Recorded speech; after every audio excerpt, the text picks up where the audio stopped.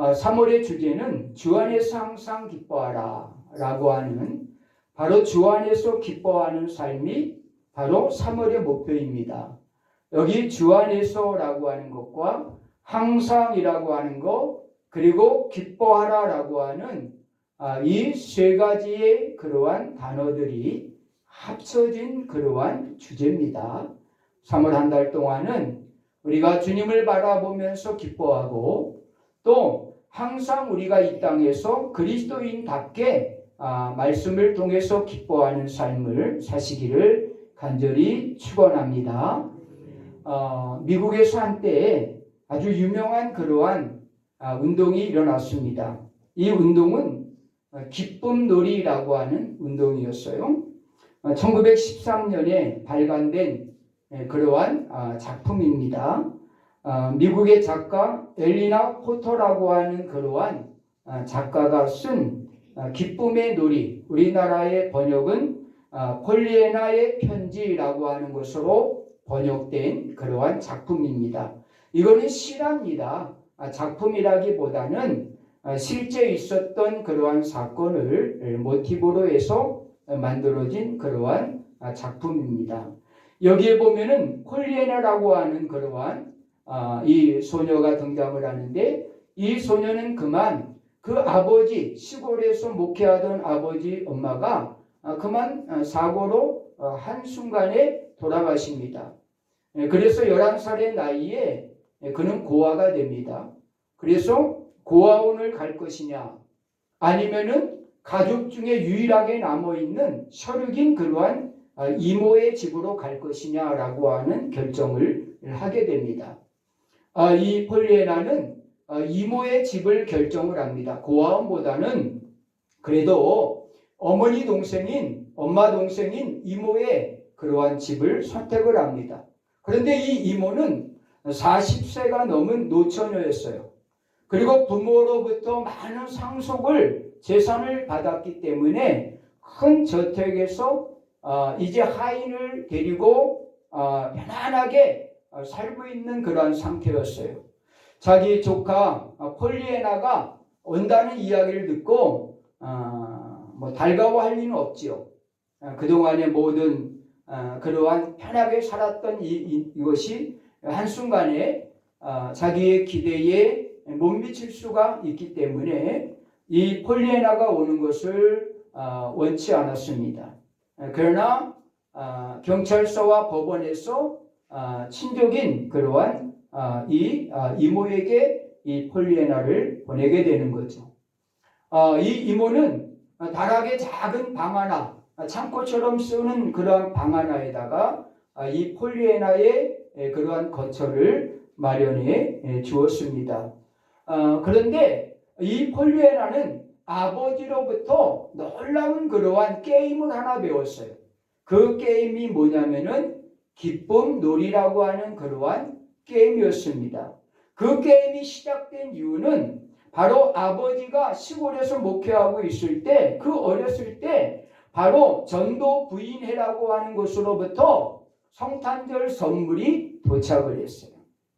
이 어린 폴리애나는 아마 그 박스 안에 나를 위한 아주 이쁜 인형이 있을 것이다 라고 하는 기대를 했는데, 그만 그 박스를 열어보니까 목발, 그 발이 잘린 사람의 발을 대신해주는 그러한 목발이 거기에서 나왔어요. 너무나 실망했어요. 엉엉 막 울고 있는데 아빠 목사님이 이렇게 이야기합니다. 야, 너는 이 목발을 쓰지 않으니 얼마나 기쁘고 감사하냐. 너는 건강하니 두 다리로 마음껏 걸어다니니 얼마나 감사하냐. 얼마나 기쁘냐. 라고 하면서 위로하는 것이었어요. 그런데 이 아버지는 계속적으로 모든 일마다 이렇게 긍정적으로 판단을 하고 긍정적으로 이 아이를 바로 가르쳤어요. 그래서 아빠가 이 아이가 우울할 때마다 아빠는 기쁨의 놀이라고 하는 그러한 놀이를 만들어서 이 아이를 위로해주고 이 폴리애나에게 바로 소망을 주고 또 긍정적인 생각을 불어 넣어 주었어요. 바로 이 기쁨의 놀이를 생각하면서 이 폴리애나는 그 이모의 그 다락방에서 지내게 되었습니다. 거기에는 옷장도 없었고 거울도 없었어요. 그러자 그는 이렇게 이야기합니다. 거울이 없으니 하나님 너무 좋아요.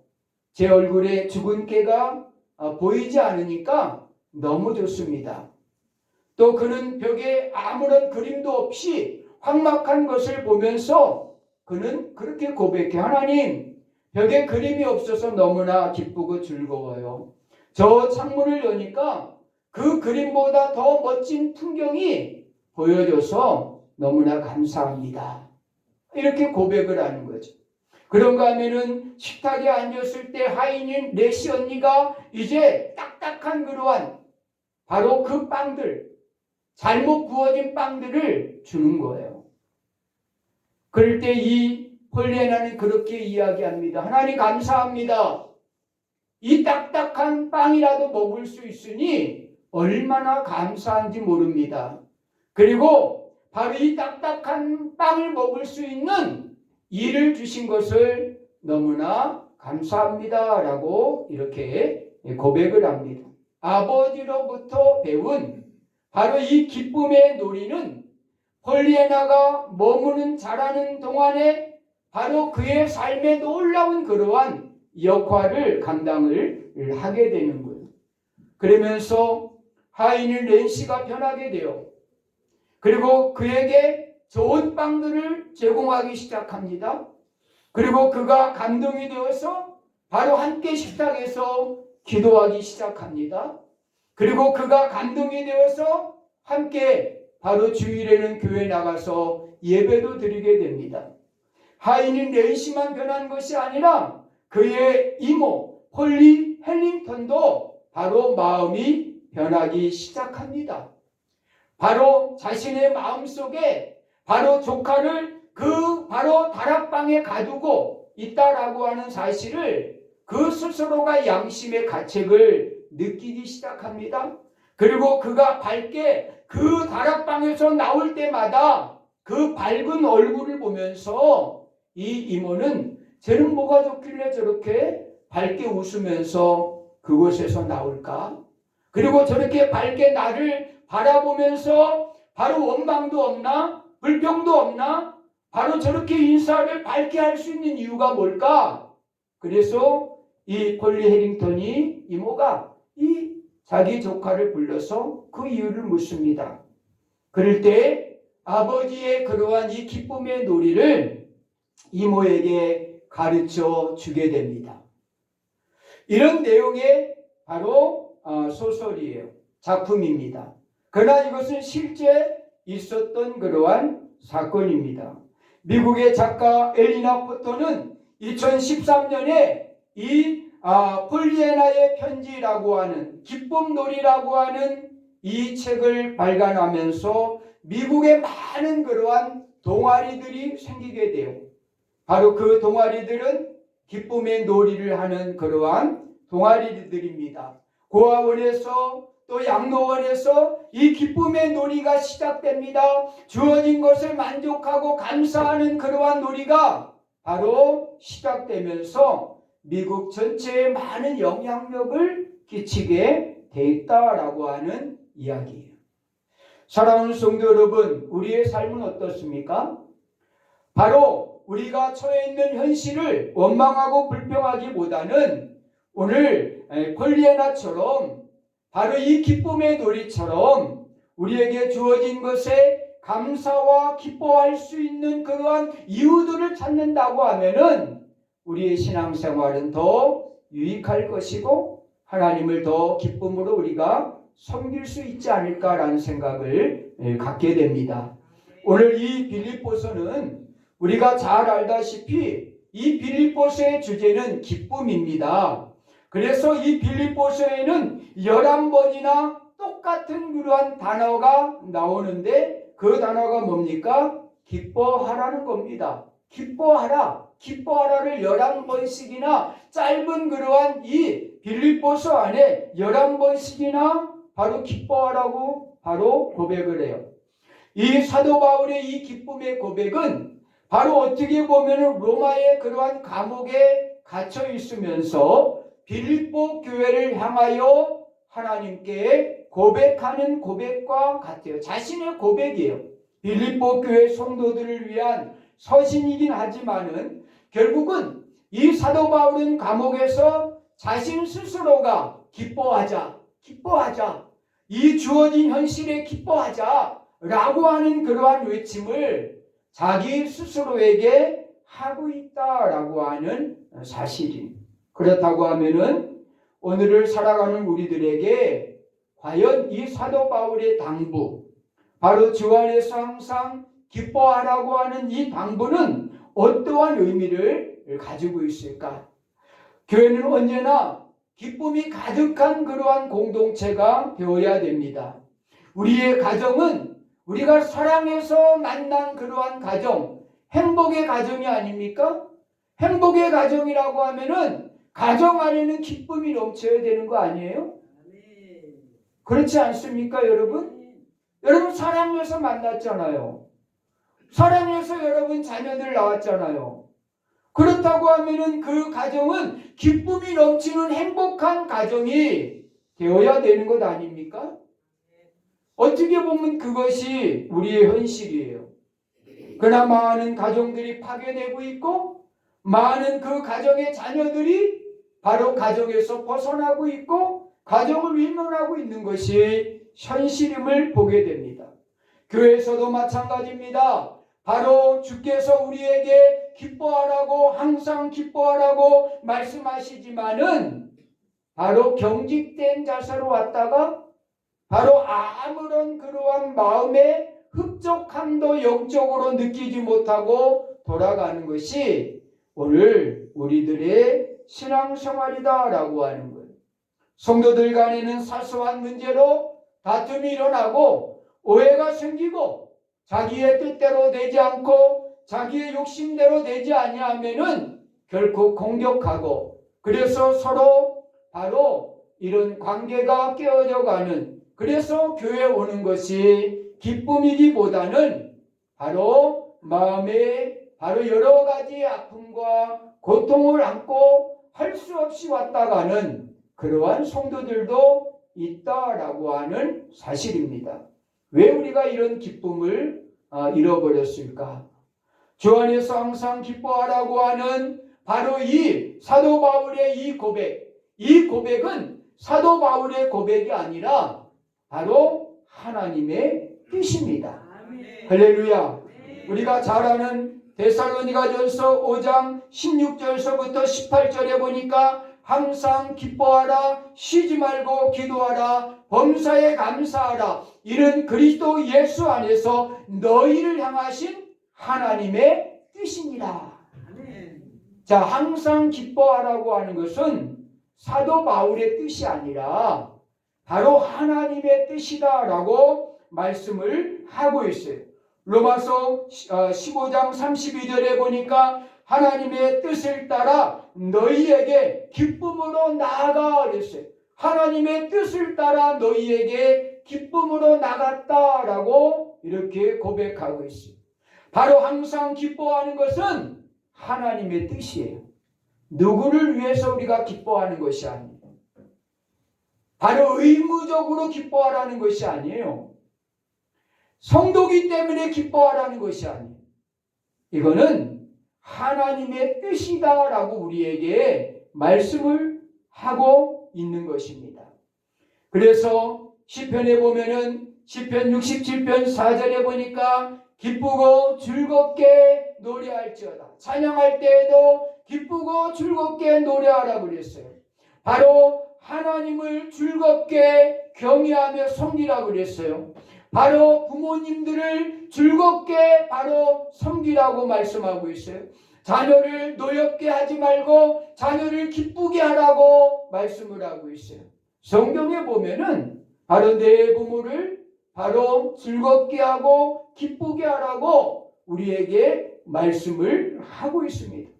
그러니까 우리의 모든 신앙생활뿐이 아니라 일반적인 모든 생활 속에서도 즐겁고 기쁨으로 바로 섬기고 그 일을 하라는 겁니다. 예배 생활, 기도 생활, 찬양 생활, 부모를 섬기는 생활, 자녀를 양육하는 생활, 헌신하는 것, 이 모든 것들을 다 즐겁고 기쁜 마음으로 하라고 성경은 당부를 하고 있는 거예요. 자, 그럼 어떻게 하면 우리가 바로 항상 우리가 주 안에서 기쁨으로 이 모든 일들을 감당할 수 있을까? 우리가 마음이 즐겁고 기쁠 때는 가능하지만은 우리가 상황이나 환경이 어려울 때는 바로 기쁨으로 우리가 바로 하나님을 섬긴다는 것은 쉬운 일이 아니에요. 그래서 성경은 오늘 사도 바울은 이 본문을 통해서 우리가 항상 바로 주 안에서 기뻐하라 그래서 항상이라고 하는 그러한 단어를 우리에게 말하고 있어요. 항상 기뻐하라는 겁니다. 그럼 어떻게 하면 우리가 항상 기뻐할 수 있을까?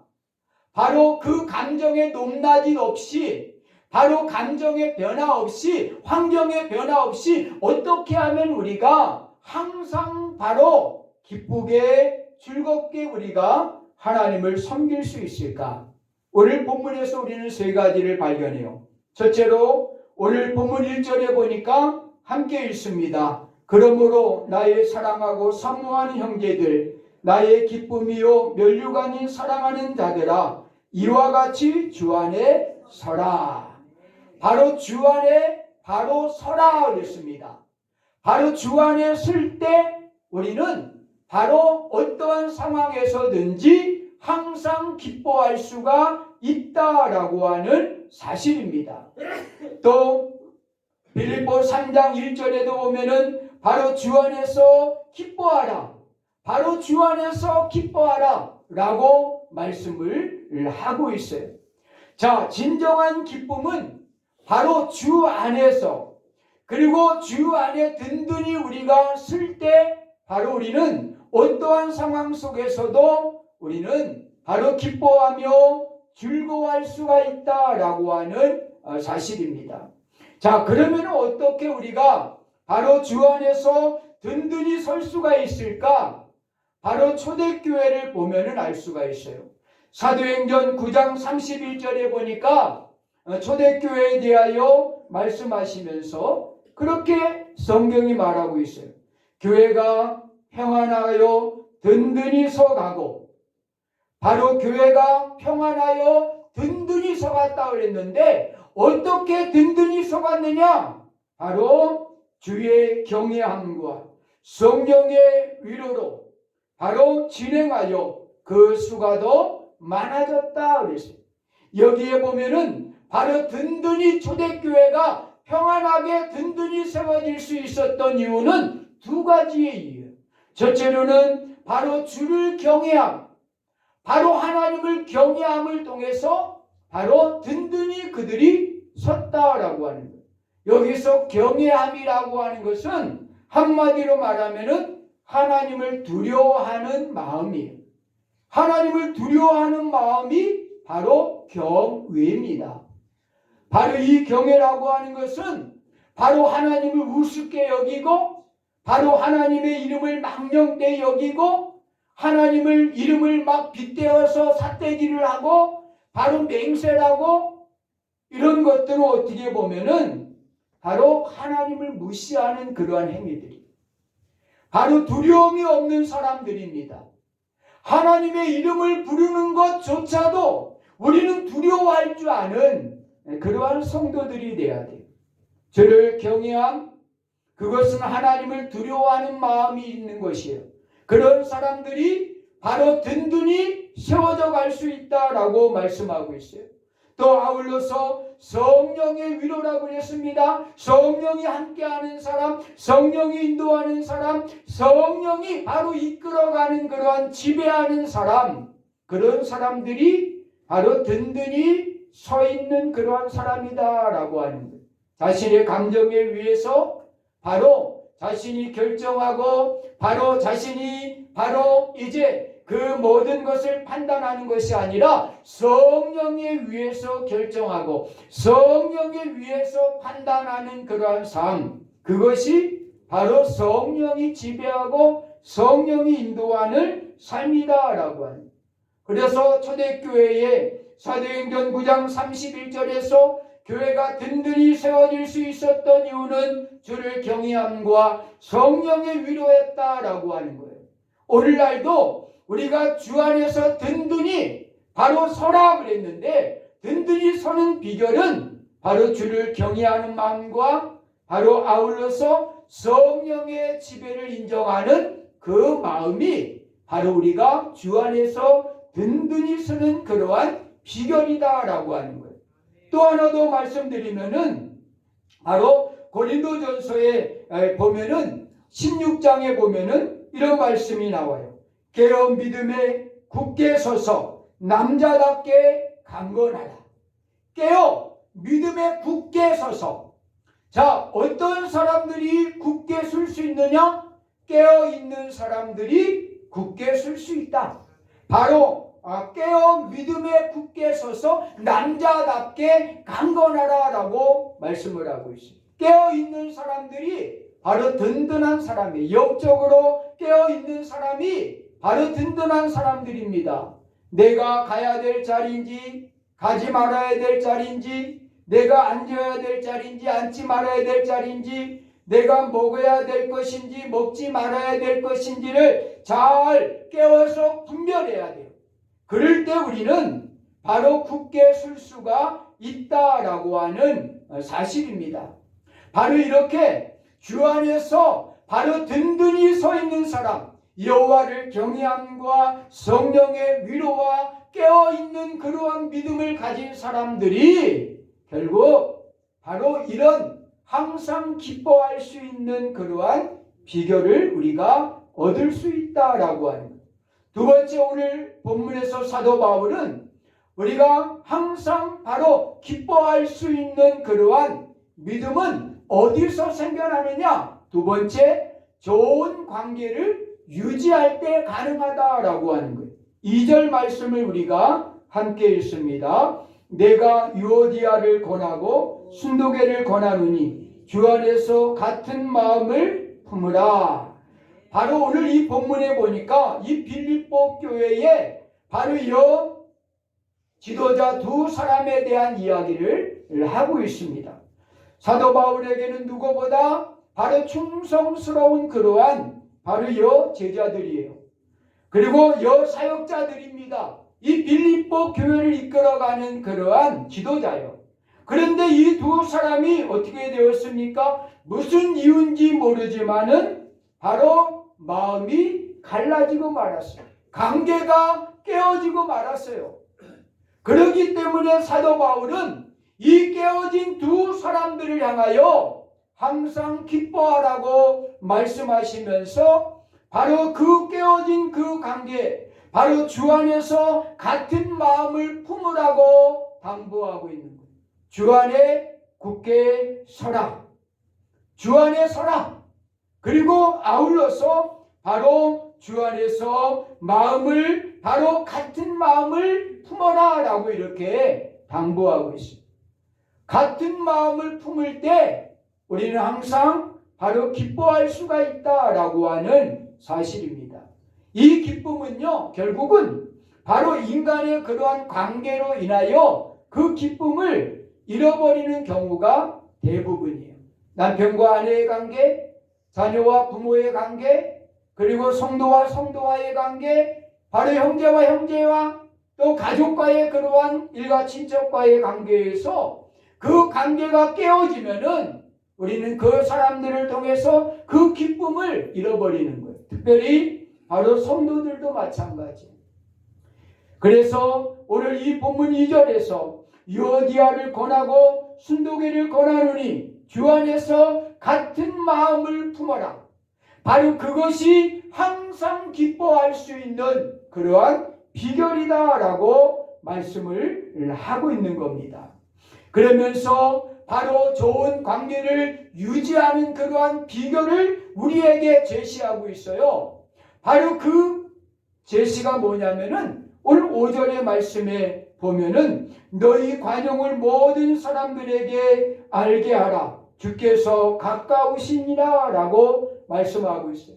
자, 관계를 회복하는 그러한 비결, 바로 깨어진 관계를 이어질 수 있는 비결은 관용이다 라고 말하고 있어요. 이 관용이라고 하는 것은 한마디로 말하면은 부드러운 절제를 의미하고 있는 거예요. 또 부드러운 그러한 온유를 이야기하고 있는 겁니다. 바로 이웃에게 모든 사람들에게 관용을 베풀라라고 했는데 바로 그들에게 부드러운 온유한 마음을 가지라는 겁니다. 싸움닭처럼 만나기만 하면 싸우려고 덤비지 말고 그들에게 부드러운 온유함, 바로 부드러운 절제를 가지라고 하는 그러한 말씀이에요. 이 관용을 우리가 가질 때 바로 사람과 사람과의 그러한 관계가 바로 이제 기쁨의 관계로 회복이 될 수가 있다라고 하는 사실입니다. 언젠가 한번 그런 예화를 드린 적이 있어요. 성남에 아주 가난한 여 집사님이 계셨어요. 그 집사님은 혼자서 아이 둘을 어렵게 키우고 있었습니다. 이분의 직업은 목욕탕에서 때를 미는 직업이에요. 요즘에 말하면은 세신사라고 이렇게 이야기를 하죠. 때를 미는 그러한 직업이에요. 그런데 그 집사님이 바로 얼마나 많은 사람들을 감동시키느냐. 그래서 한 해에 바로 10명 이상씩을 바로 전도한대요. 아니, 때밀이 집사님이 어떻게 많은 사람들을 전도할 수 있을까? 어떻게 많은 사람들을 감동시킬 수 있을까? 바로 그는 비록 세신사라고 하는 직업을 가지고 많은 사람들의 때를 밀어주지만은 그의 얼굴에서 나타나는 그 기쁨, 그 즐거움, 그 감격과 감사의 그러한 얼굴을 보면은 많은 사람들이 묻는데요. 아줌마, 오늘 기쁜 일 있어요? 가정에 즐거운 일이 있어요? 아니에요. 저의 기쁨은 오직 내 안에 예수님이 계시기 때문에 저는 즐겁고 행복해요. 그분의 답이 맨날 그거였어요. 많은 사람들이 와서 물어요. 어떻게 그렇게 즐겁게 일할 수 있느냐고. 어떻게 그렇게 바로 기쁨으로 일을 할 수 있느냐고. 모든 사람들이 신기한 거예요. 그럴 때마다 집사님은 내 안에 예수 그리스도가 계시기 때문에 그분만 생각하면은 기쁘고 즐거울 수밖에 없다고 이야기를 하면서 그 많은 한 해에 10명 이상씩의 그러한 사람들을 전도해서 하나님 앞으로 인도하는 일들을 했다라고 하는 사실입니다. 그 교회 목사님이 바로 다니엘 기도회의 강사로 오셔서 그분이 자기 교회 이 세신사 집사님을 소개하면서 간증한 그러한 내용이에요. 참 얼마나 여러분 감동적입니까?